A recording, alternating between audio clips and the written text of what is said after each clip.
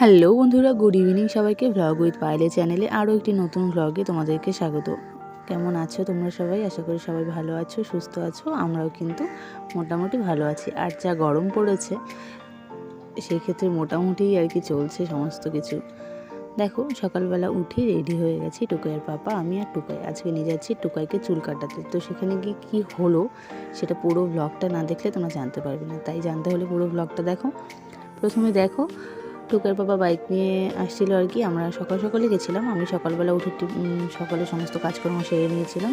Tiffin বানানো, ঝাড়ু দিয়ে একদম রেডি হয়ে, রেডি মানে কি ওই কোনো মতন কাছে যেহেতু বেরিয়ে গেছিলাম আর কি।